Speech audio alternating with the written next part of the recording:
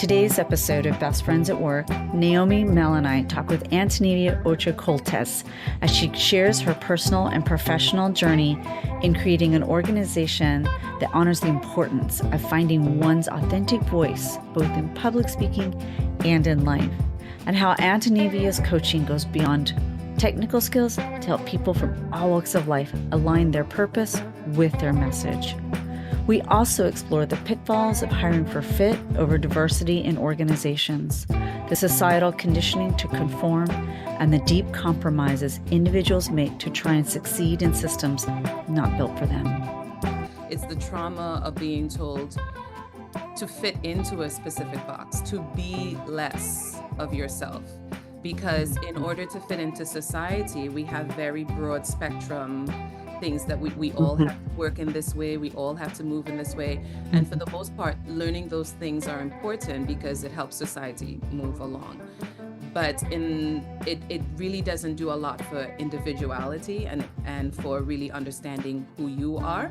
It's almost as if society is one template and we're asking everybody to fit into that very narrow, we do know who set up that one template. Yes. And so all being asked to fit into that.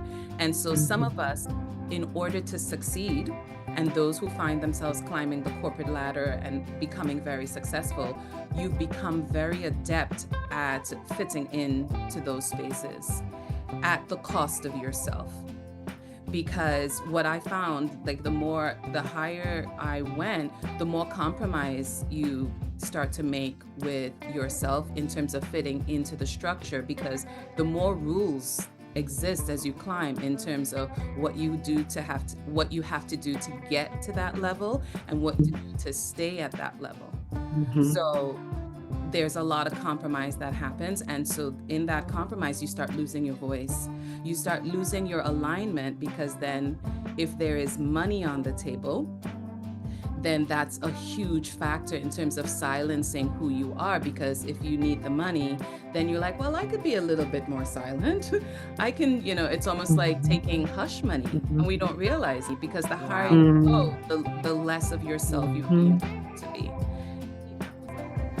And there's way more that we spoke about, from how Gen Z is challenging traditional norms to the impact of tech and social media on communication styles. And we even touch on the tension between confidence and competence in leadership.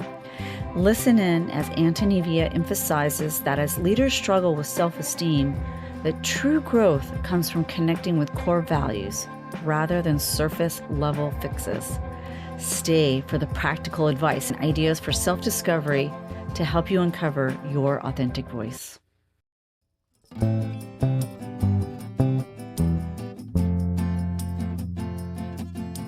I'm Lauren Mask. Please join me and my best friends at work, Naomi Lippin and Mel Boyd Brown, where we invite experts to talk about work, life, and leadership, and how to do them better.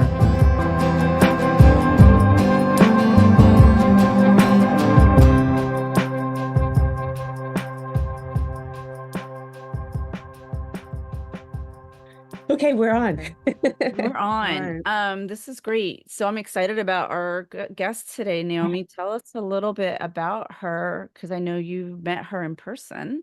And Yes, I met her very recently at I belong to a local chamber of commerce, and I met her at one of the breakfasts, and we just had a really kind of instant connection, and we sat together, and then I followed up with a phone call. We Zoomed, and I thought she would be a really interesting and wonderful person for us to have a conversation with. So her name is Antonevia Ocho-Coultes, and she really is so interesting because she's explored and developed the nexus between public speaking, confidence building, and self-realization, which is this really interesting combination, and how she shows up in the world as an educator, artist, and entrepreneur. She's committed to creating mechanisms that empower individuals to find their voice and purpose in the world. As a public speaking and communication consultant, Her goal is to work with leaders to clarify their message, elevate their influence, and unite their passion with their purpose. She works with talent from all walks of life to find their voice, connect to their audience, and level up their stage presence. She is the founder of the Voice Training Academy, a public speaking platform that inspires others to find their voice, confidence, and purpose in the world, as well as to educate corporate systems on better and more sustainable internal communication business practices. So she really is this very interesting combination of all of these great things that I think we talk a lot about in our podcast, finding your voice, bringing that into the corporate world, just working with people to find their presence, being more confident. So by all means, let's bring her on and hear from her. Absolutely. I mean, I think it the whole thing, the idea about confidence, really kind of helps ensure that companies thrive because the more voices you have in the room, the more thoughts, the more critical thinking you have going, right? We talk about that too. So I'm excited to meet her. Are you ready, Mel? I'm ready. I can't wait to meet her. Let's bring her on in. All right, I'm with you. Good morning. Hey, Yay. welcome, welcome. We're so excited to have you. Thank you. I'm excited to Yes, be here. Yeah. How are you? excellent. All nice, warm, and toasty on this lovely snow day. Oh, it's crazy. I was without electricity, so Oh. I'm all bundled up because no heat. But I do have internet because priorities. I love that. I love it. The kids are out from So, school, so they're out having a wonderful snow day out there. Awesome, cool. awesome. so Antonevia, let me just take a moment to introduce you to our my fellow best friends at work. We have Lauren Mask and Melanie or Mel Boyd Brown. Mel is actually Canadian. She lives in Toronto. So we have a little bit of global participation. Although it's Your hard to think super of international Canada as flair. global, but we do. Bringing the international Nonetheless. game, that's Canada. Yeah, just if she starts to feel uncomfortable, just say A and she'll get it. No, I'll just apologize all the time. Oh, I'm I'll so sorry. apologize all the Sorry. time. Oh, that's brilliant. All right. So I did introduce you prior to you coming into the Zoom room. So if you don't mind, we'll just jump in with some questions that we have prepared for you. So our first one is we really like to hear a little bit about what brought you to this place of uh, public speaking, confidence building, and working with people around self-realization. So if you don't mind sharing a little bit about your history, we'd love to hear. So I think in some ways I've always been on this journey, and this is just the newest iteration of it. So from as far back as I can remember, I've been involved in the choir, involved in anything that had to do with speaking, anything that had to do with expressing yourself. And when I was younger, it was definitely through music initially. I wanted to be an opera singer. I had aspirations of being an opera singer when I was younger. Nice. And as I moved through high school, it didn't change because it stayed with me. But then I wanted to be a translator in the UN. So that was my next, I was going to be a French translator in the UN. You know, when you have these options in high school, like, I'm going to be Everything's this. exciting. Yeah. And then I had the opportunity to work in the UN as with a non-governmental agency doing Cool. a lot of really good work. And I saw where I would be as a translator in like the little boxes up at the top. And I was like, oh, this is not where I belong. Because Mm-hmm. the one is a really beautiful structure. But when I saw, it's like, oh, I can't actually stay inside of anywhere for a prolonged period of time. And so I was like, this is not for me. And moving along, I did my undergrad was in international cultural studies. Mm. So even from there, I started to understand, I wanted to know and understand people who were very different for me why people did what they did, and I wanted to be able to communicate with them. So did the minor in French. Since then, I'm doing Japanese. I just love languages because it allows you a way into people. And Oh, my so, husband too. really, Yeah, what he what speaks language? French and Japanese. So, and Wow, he's that's lived in both amazing. places, but he's the same thing. It lets you into the culture of a Yeah, country, not just visiting, but when you start to learn the language, you get the essence, and I love that too. yeah, in an honest way. So where you're not the, what is it? Yeah, I just feel like it's more honest, and they appreciate it. Whatever culture you move into really appreciates it when you come with the vulnerability of learning their language. Mm-hmm. Hmm. Yes. Yeah. My Mm-hmm. husband, he always he has a funny way of saying this. He goes, when you're in France, you're doing well speaking when they stop correcting you. And in Japan, you're doing well when they start correcting you. That's actually really good because the Japanese are so polite, they will not Right, correct you. And they right. will reward you for efforts. And in France, they'll start speaking in English. Yes, very quickly if you can't. So, Literally. Antonevia, can you tell us a little bit about the theater company that you started? Yes. So we're still on the trajectory Okay. talking about. But so coming into the theater space, I did my master's in acting theater.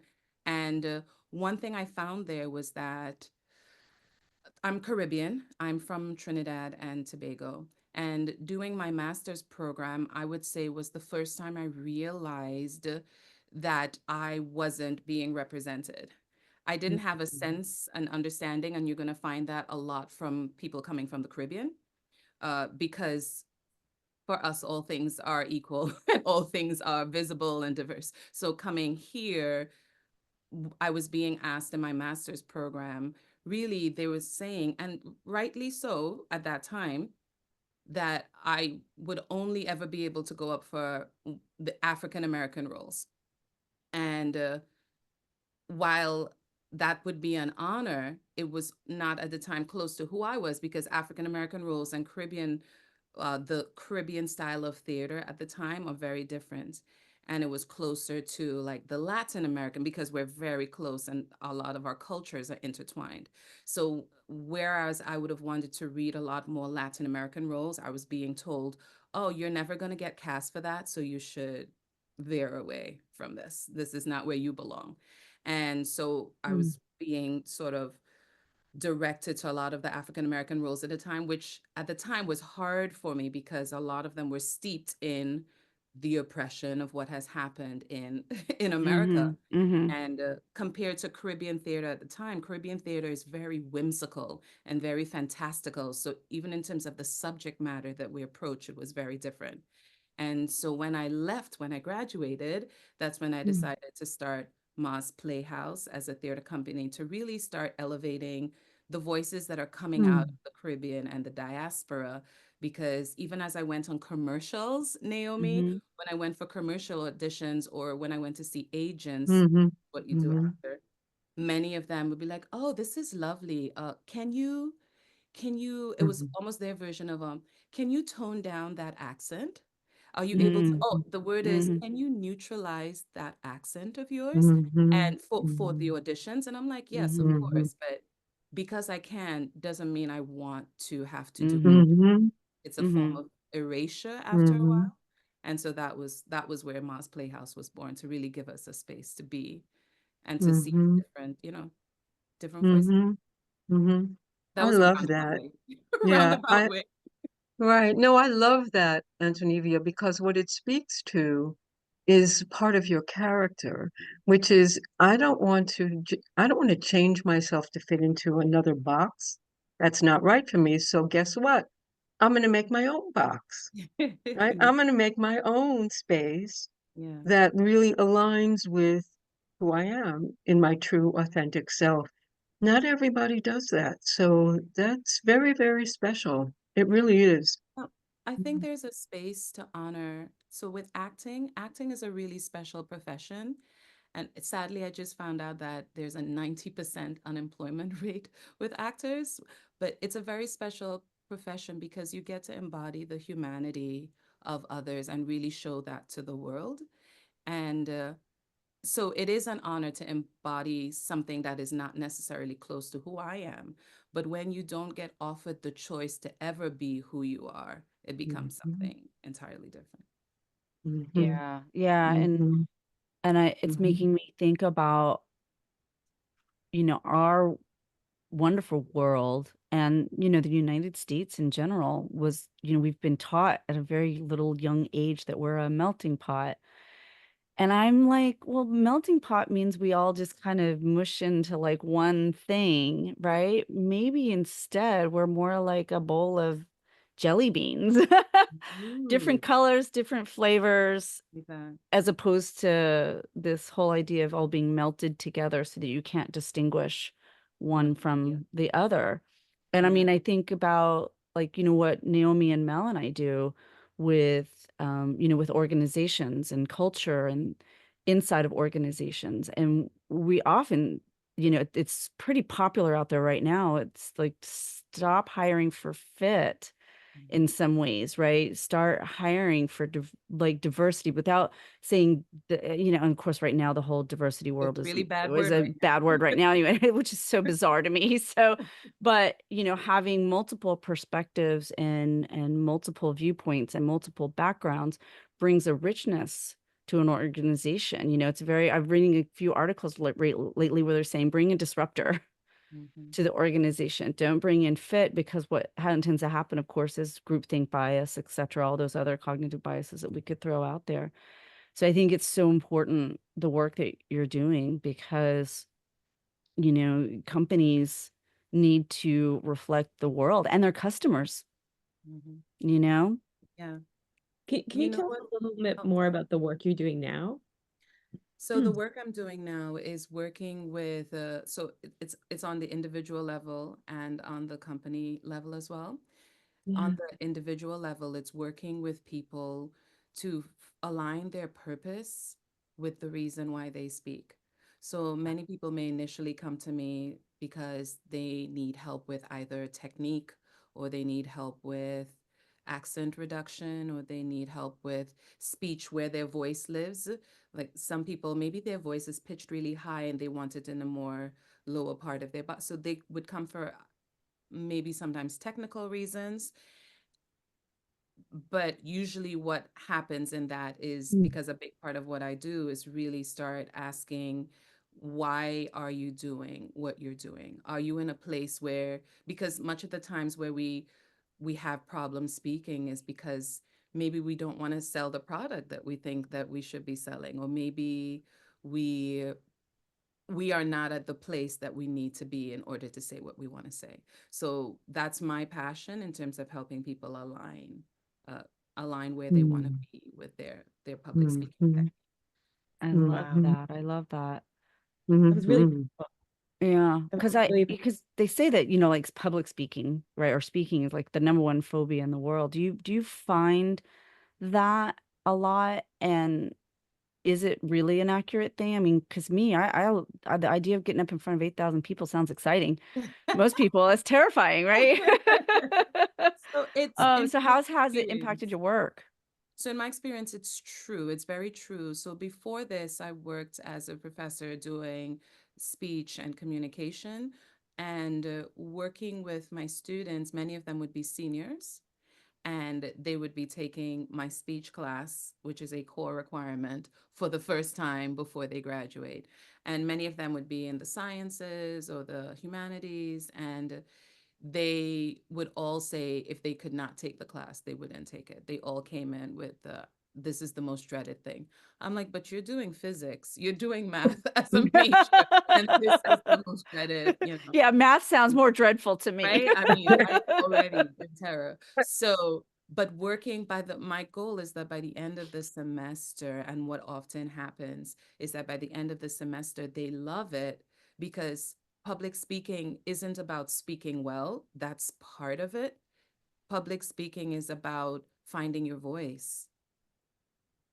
Mhm. And every single person by the end, if they're doing the work, they have found more of their voice. And in finding their voice, they find a greater ease with speaking in front of people.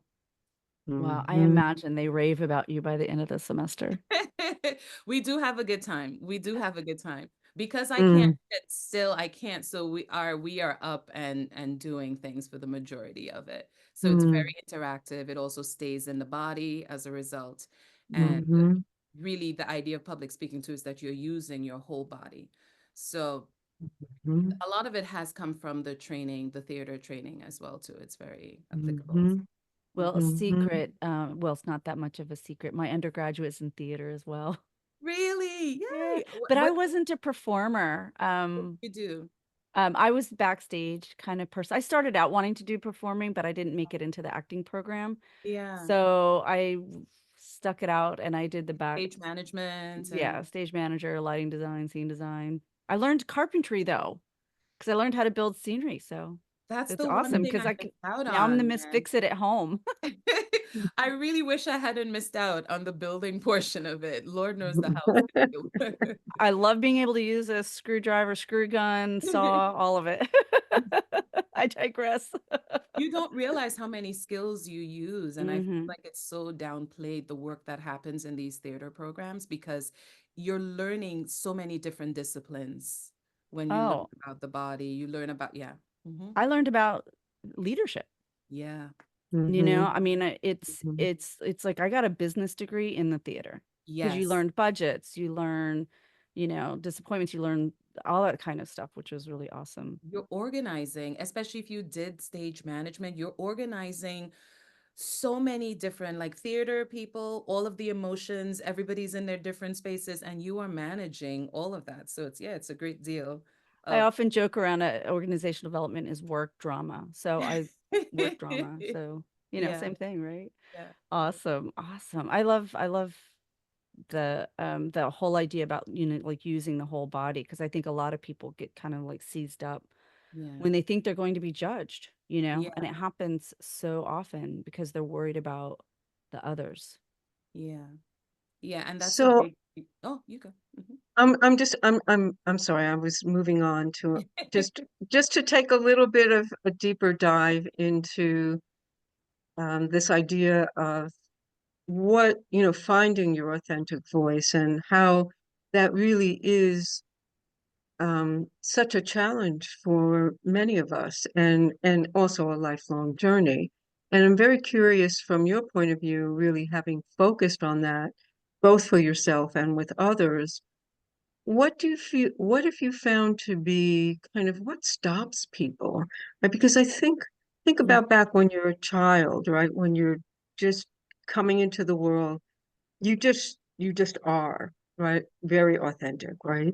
So something happens, right, that moves that or changes that. I'm just curious, based on your knowledge and expertise, what happens? So society happens, civilization happens. Mhm, In many cases, and I would say even more so for women, because we have from a mhm, very young age been socialized in a very specific way, and we take that into the workplace many of the times. I would say it's the trauma of constantly from if I start with myself, it's the trauma of being told to fit into a specific box, to be less of yourself. Because in mhm, order to fit into society, we have very broad spectrum things that we all mhm, have to work in this way, we all have to move in this way. And for mhm, the most part, learning those things are important because it helps society move along. But it really doesn't do a lot for individuality and for really understanding who you are. It's almost as if society is one template and we're asking everybody to fit into that very narrow, we don't, well, we do know who set up that that one mhm. template. Yes, And so yes, then we're all being asked to fit into that. And so some of mhm, us, in order to succeed, and those who find themselves climbing the corporate ladder and becoming very successful, you've become very adept at fitting into those spaces at the cost of yourself, because what I found, like the higher I went, the more compromise you start to make with yourself in terms of fitting into the structure, because the more rules exist as you climb in terms of what you have to do to get to that level and what you have to Mhm. do to stay at that level. Mhm. So there's a lot of compromise that happens. And so in that compromise, you start losing your voice. You start losing your alignment, because then if there is money on the table, then that's a huge factor in terms of silencing who you are. Because if you need the money, then you're like, well, I could be a little bit more silent. I can, it's almost like Mhm. taking hush money and Mhm. we don't realize it. Mm. Mm. Like taking hush money, because the higher you Wow. Mm. go, the less of yourself you're being Mhm. called to be. And so for Mhm. me, it happens without you realizing, and it happens to Mhm. people who are very ambitious, who want to keep moving forward, driving forward, be the best that they can be. And sometimes you get on that train and you don't realize that you are the best that you can be, but you're not where you're supposed to be. I heard this Mhm. amazing, I wanted to share it with you guys because I heard it this morning. Um, Mhm. so Mike Tyson just had his match with Jake Paul. Right. And all of us who think it was a real match or rigged, we'll leave that up in the air. But there's been a lot of clips that are surfacing because of that with him. And he said this amazing thing. He said, greatness and goodness cannot coexist. And it blew my mind, as because he said for the first half of his life, he was intent on being great. And the more he got closer to that goal, the less he was at any being a good person. And so now he Mhm. says he's spending the second half of his life moving Mhm. towards this desire to be good. And it took a while to click for me, but it's just what we were talking about. Mhm. Have to agree. We know so many great people who are not necessarily good people. If we even look at the history of the Nobel Peace Prize, if we look at the history of many great people, they're not necessarily good people. And so I think the Mhm. compromise for a lot of us in the workplace is, as we strive towards being great in our field, how do you balance the idea of Mhm. maintaining who you are as? Mhm. Mhm. That's So powerful. that's so interesting, Antonevia, because where I go back to when we talked about it connects to who set up the system in the first place, who defines great, right? Mike Tyson created that polarity exists because there's a certain definition or paradigm of greatness. It doesn't have to be like that, though, Absolutely. right? Right? So it's very interesting because we're really talking about having to fit into paradigms that were created that have not necessarily anything to do with who we are authentically. Yeah, yeah. And they were You created know, in the Mad Men era. oh, Well, yeah. like all the way back in the 1950s, our corporate structures were, really functioning from all the way back then, and so much new diversity and so much new perspectives have been added in, but we're still working on that base Mm-hmm. structure instead of trying. Yeah, instead of starting with a clean slate. It's so powerful. While I was listening to you, my oldest is in business school Yeah. at college, and she tried out for the business fraternity and didn't get in. And there were two things of feedback that she got was that she didn't present professionally enough. And I'm like, she's 19 years old, right? Like, what were they really expecting? The Mhm. downfall, right, is that she came up with some really, because they ask all kinds of like, well, what kind of ideas would you do about fundraising, or what ideas would you do about this? And she shared with me some of the really innovative and creative ideas and things that she was coming up with. And now that business fraternity is missing out because they labeled her, or they were expecting a certain box. And I Presentation. said, well, you should try out again and take the feedback. And now I feel like going, "Psh," like, tell them to take Mm-mm. their feedback and, Right. so Mhm. maybe how Mhm. can she, like, so I'm thinking maybe people need to kind of find a balance of their authentic self with also, because some level how can you become a disruptor? There's a great book. Oh my God, what is it called? Oh, I'm gonna have to think about it while someone else asks a question. But it's about being a disruptor inside, like being in companies you wouldn't normally be in. You know, like if you're like a super tree hugger hippie Mhm. and you work at a accounting firm, but you're bringing that in to like make change sometimes. And I'm gonna think of that book, and I'm before we all check out, I'm gonna bring it to everybody because I think they'll like it. So someone else talk. Yeah. I So have, Mel, yeah, yeah, step in, please. I have a question, taking us a little in a slightly different direction, but I was so moved when you talked about like the sense of authenticity that we need to bring, and the purpose with the way we speak. And for me, it evoked also our sense of belonging, right, in the communities that we exist in. And then I started thinking, perhaps because of some work I'm doing with an organization right now about change and technology and the impact of it and how it's changing how for them, how they're processing information and making decisions. And it got me thinking about, I have a 16-year-old who loves TikTok, right? And is constantly Snapchatting and online all the points. And I was wondering, like, what's your thoughts about how technology is changing our expectations of how we communicate and show up for other people? Okay. How technology is changing our expectations. Do you mind phrasing it in a different way while I sort of Yeah. Well, process? I was also thinking about like Lauren's daughter, right? And I was thinking about, I have two children in university and one in high school, and we were, the oldest in universities going for job interviews and things like that. And, how they present themselves and how they communicate with one another feels really different than how my husband and I communicate in business settings and how we speak.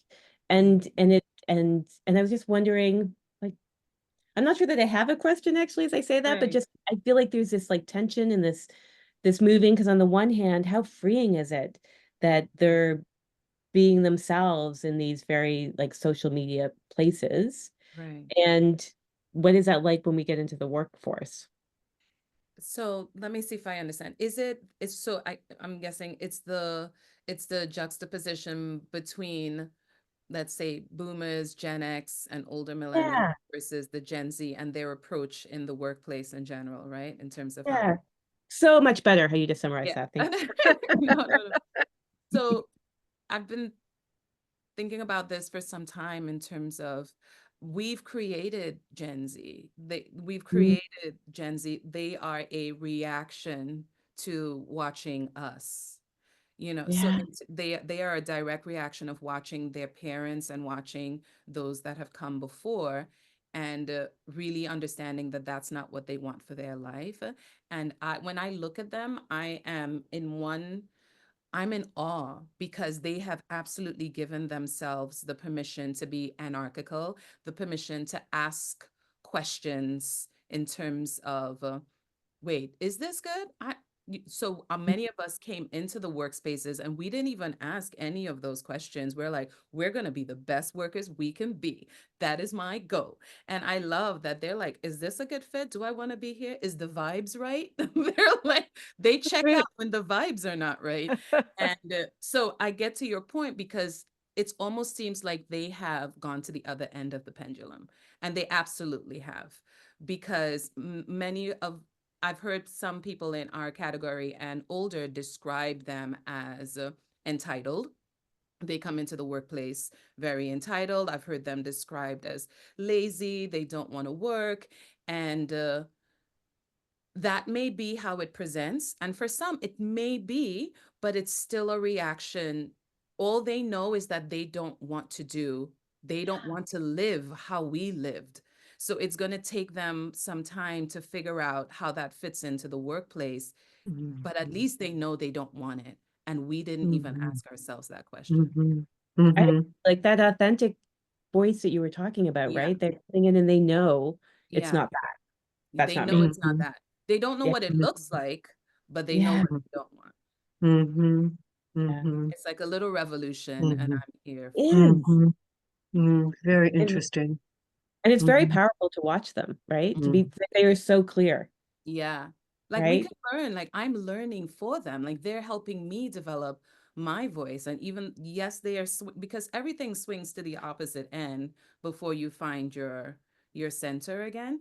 But I'm like, wow, you guys are so, I didn't have this confidence. So you just, what? It's like very inspiring in some yeah, ways. Yeah. my oldest daughter works at a retail store. For the first time, she's had like a real job last summer. You know, not at the pizzeria down the street, but like at a store. And Mhm. she comes home. I think she may have been working there for 1 month, and she goes, "I could be the store manager." So there does need to be a balance. There absolutely. So that's my son. My son is 9 years old, and I love. We're trying not to, move him too much in this, but he has, I dare say, made some overconfidence. He is like, I could do this. He just did the spelling bee, and he did really well, mind you. And but we were rehearsing with him, and he takes the 4 pages. He looks at it. He's like, "Mom, I know everything on here." I'm like, are you sure? This is before we started learning them. He's like, yeah, I got this. And so I went through a few and he did not got this. And I'm like, we may want to roll this back. I love that confidence, but we're going to have to do the work to make sure that we match. Let's match them, right? I love Mhm. that idea too. Yeah, I see that in my oldest, my middle kid, Yeah. that overconfidence, and she took her first SATs Yeah. and went, "Wait a minute, like I'm supposed to have a perfect 1600 without studying because I'm smart." I'm like, Yep. Yeah. Mm-hmm. she got a lesson learned really quick. Yeah. Mhm. And that's what we're Mhm. seeing a lot, in terms of, Yeah, Mhm. love that. I love that Mhm. confidence kind of concept into you, but to go back to the whole idea about confidence and like really, what that how the lack of confidence can really impact Mhm. organizations, because so many people with so many great ideas don't have the confidence to come forward, and that really hurts. It hurts a company's ability to be successful, and if the company's not successful, they close their doors and people lose their jobs. Yeah. But I don't blame them. Mhm. So it's a tricky situation, right? In terms of having the confidence means you have to feel that you are in a place where that will be Mhm. honored, where that will be. So in Right. terms of looking at your leadership structure, Mhm. what I found out in my own experience is that sometimes your leaders suffer from not being confident, from low self-esteem. And Mhm. you wouldn't think that. I would not have thought that. I'm like, you are at the top of this totem pole. There's no Yeah. Mhm. way you can have low self-esteem. But Mhm.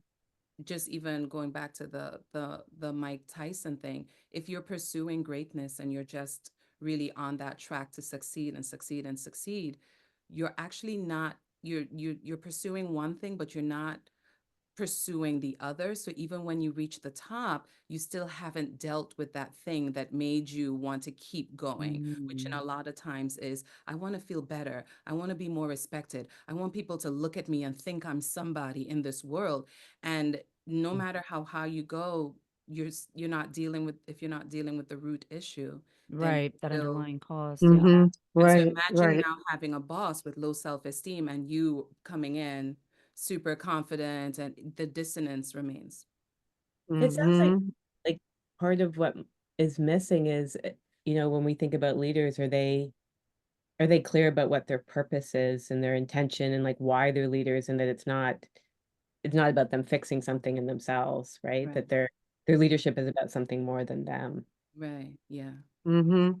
Well, just what you just said, Mel, made me, I'm thinking about it slightly differently from Mhm. the standpoint of leaders. What's your purpose and what's your intention? And Mm, does it, like, how much do you really know about what your core values are?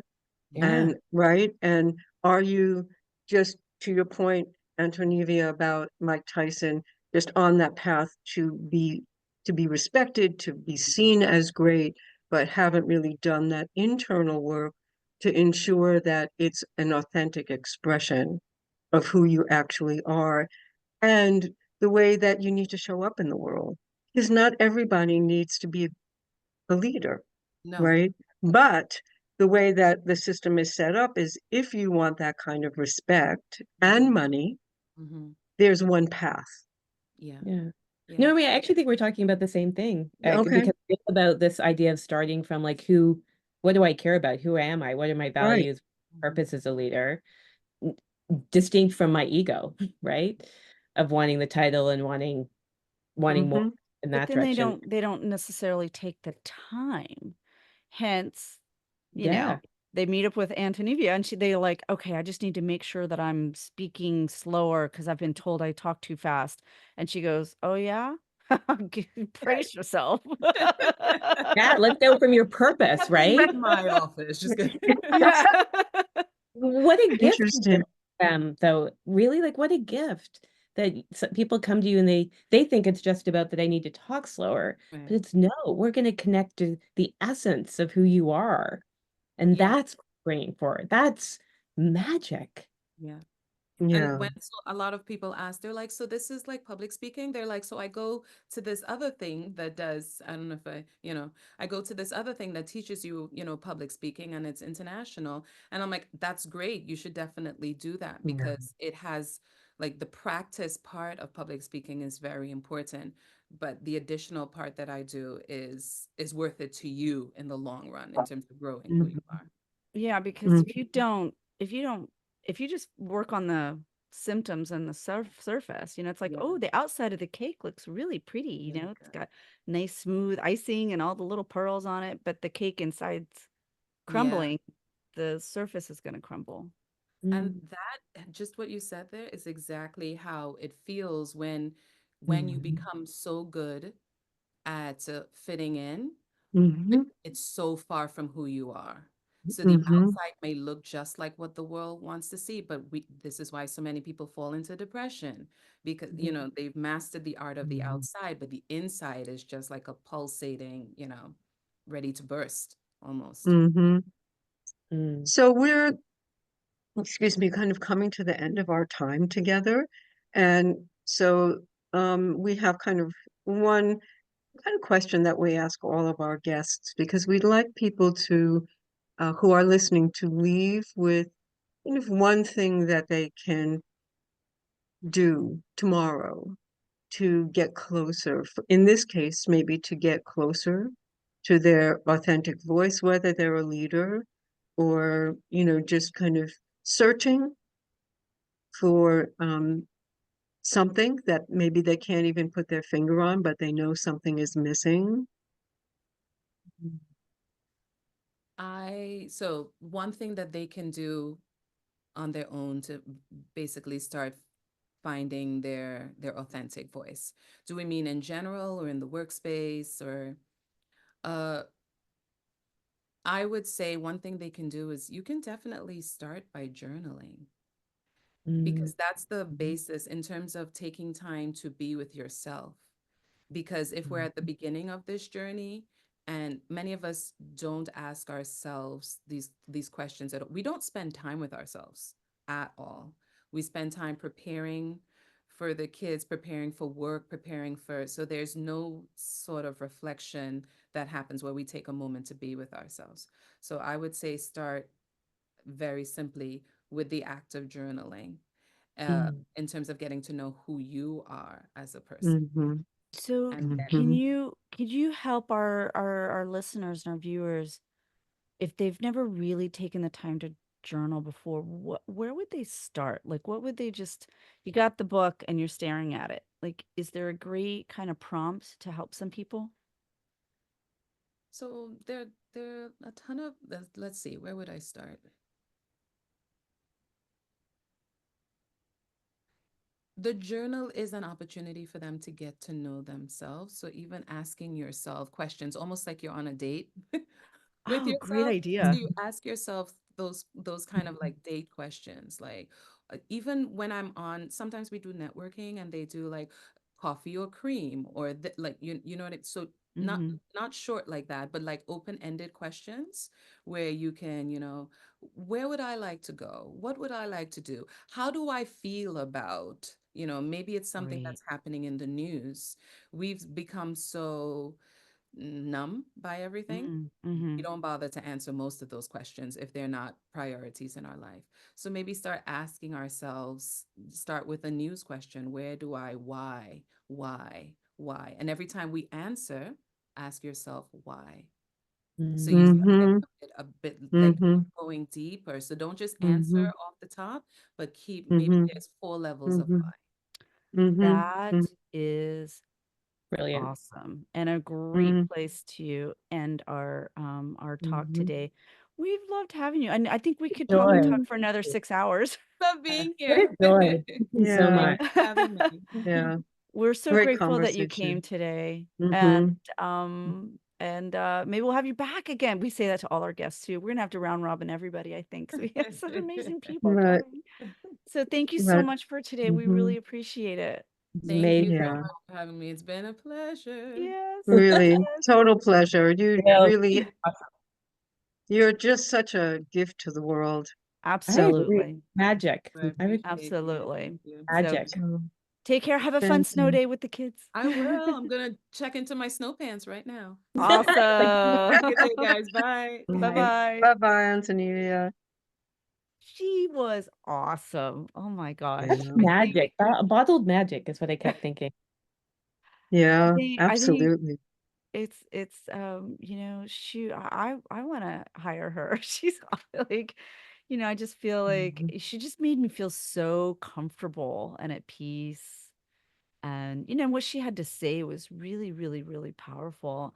It made me think, this idea around leadership and when, we commonly work with leaders a lot, and I think that one of the things that I wish I could convey out there to people who are front staff or frontline workers when they get so frustrated and angry with their leaders is what the part that I think they're missing is the fact that the leaders themselves are not sharing their vulnerabilities. They're lacking confidence. They're afraid. They're scared of something. And then, we talk about style under stress, right? Sometimes, and people just grasp and sometimes leaders don't even really even know, and it just I don't know where I'm going with that thought, but I think all of us in the world need to realize that on some level all leadership is lacking in some kind of confidence, maybe especially if they're acting out or not doing as well as they could.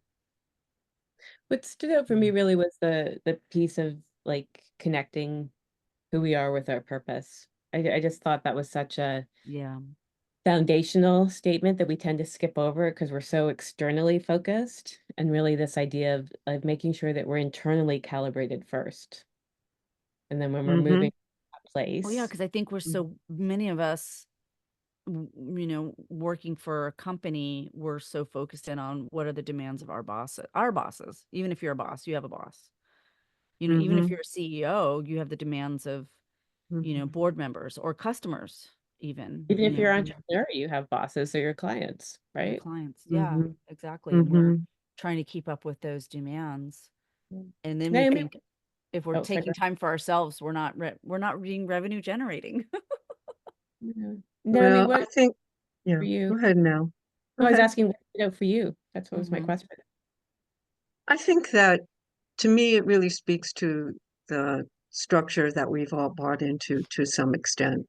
And what you both are saying, what are the demands of the system that we live in and the need to really change that paradigm. So, for women, we often talk about, as Antonevia said, we as women probably experience that need to shift, change, fit in a little bit differently than men because of the way the system, what attributes and characteristics are valued and what characteristics and attributes are not valued, right? So, oftentimes when used to be, or very, very, still very often, we need a seat at the table, and then you get a seat at the table and you find yourself in the space of not really being able, losing a really important part of yourself along the way.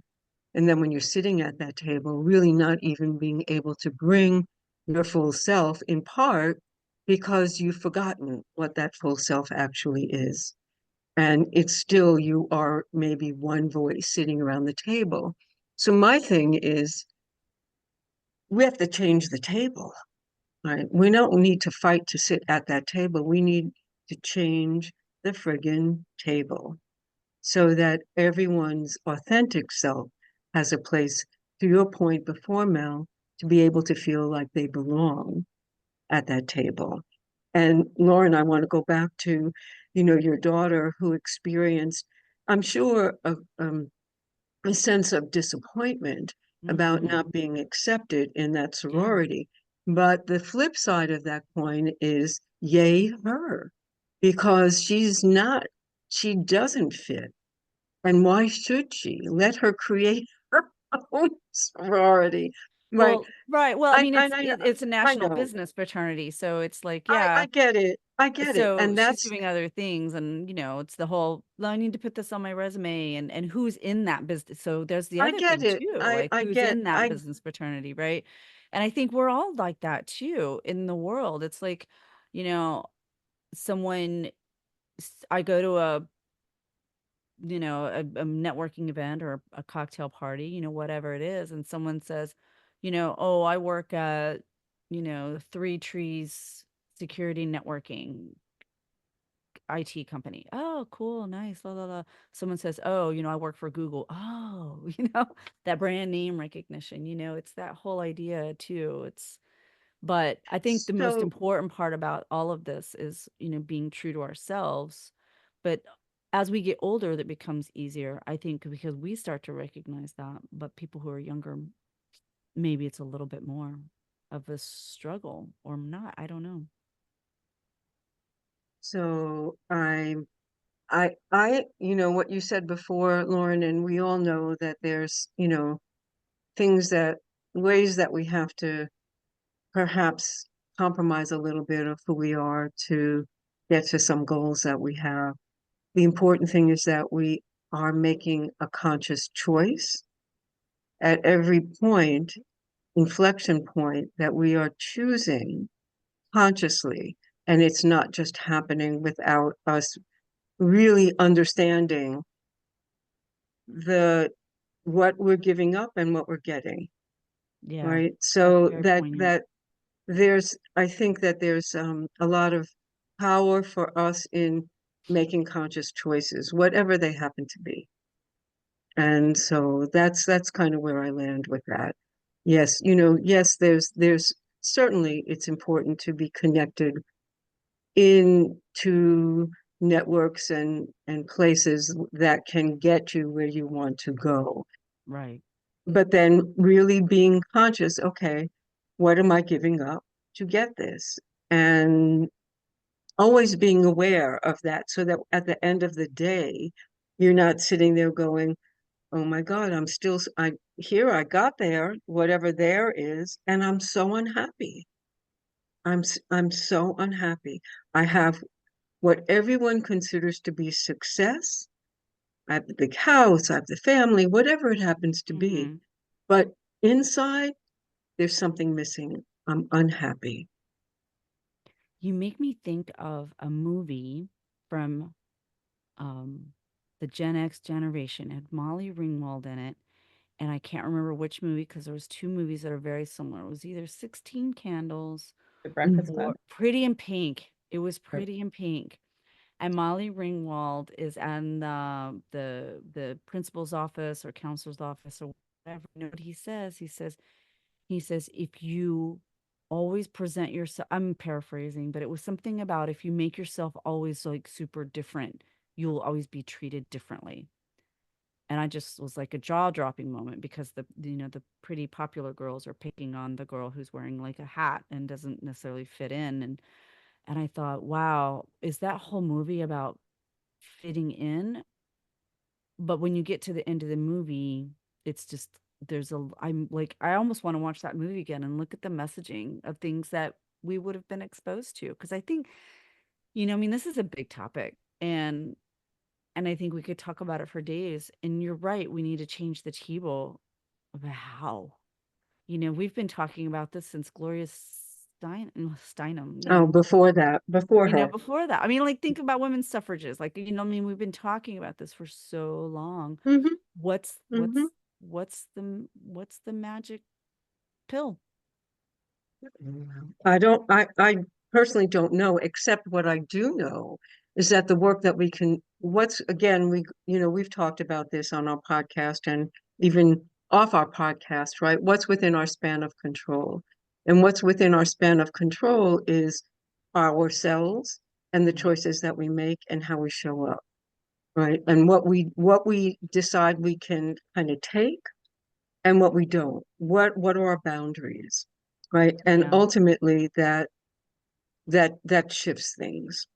That that shifts, right? That shifts perhaps a dynamic on a team. If you're somebody who you have a boss who or a team leader who tends to be very controlling and a bit of a bully, and people are sort of afraid and they don't speak up, and you're someone who comes into that situation and you don't take that, right? And then more people stop taking it because you start that, it shifts the culture on that team, and then there's things ripple out. So you know um I don't think there is a magic, but I think we all though have a responsibility to do our own work, to be able to show up in as much as possible, again, as much as possible, and all things considered, your own personal safety, but in as much of your authentic self as you can be. It feels like a perfect way for us to wrap up, Naomi. That was beautifully said. Especially because we could go on and on about this topic. I love how we've like kind of just really shifted. Like, we had this wonderful guest to come on, and we were going to talk about kind of authentic voice, and she really made us think. Like I had this whole impression of we were going to talk about that, and we shifted to something much deeper, which is so powerful, I think, and I like the shift that it made. And it goes to speak to the kind of work that she does, and says, you know what, it's the speaking is the external, what you can see. You need to work on what you can't see. Well, just think about the impact that she's having, right? So people come to her thinking it's one thing, and yet they emerge a fuller, more whole person, Yeah. right? So I think, the work that she's doing is so invaluable in the world we Powerful. live in. It's Very really We powerful. could all take a message from that book. Great. Thank you. Absolutely. Have you? All right, guys, this was awesome. Once Yay. again, I am so glad we're doing this, and I can't wait to do some more. Yeah. All right. Okay. Everyone, have a great rest of the day, and see you next time. Thank you so very much for spending some time with us. We hope you got something out of this episode. Now, if you liked it, do us a huge favor and take a moment and hit the like button. Did you do it? Thanks. Now, are you curious about who is next? Well, then please subscribe to the podcast. It'll help our channel so very much if you do choose to subscribe. Because, of course, the more subscriptions we get, the more opportunities we have to scale up our production, the types of guests we can have, and overall improve on what we can do to make the experience you want and might need. I feel like I sound like a public radio station fundraiser right now. Well, I guess that makes sense because we want you to come back again. So hit that subscribe button. It's super easy. Thanks so much, and we can't wait for you to join us for our next episode of Best Friends at Work.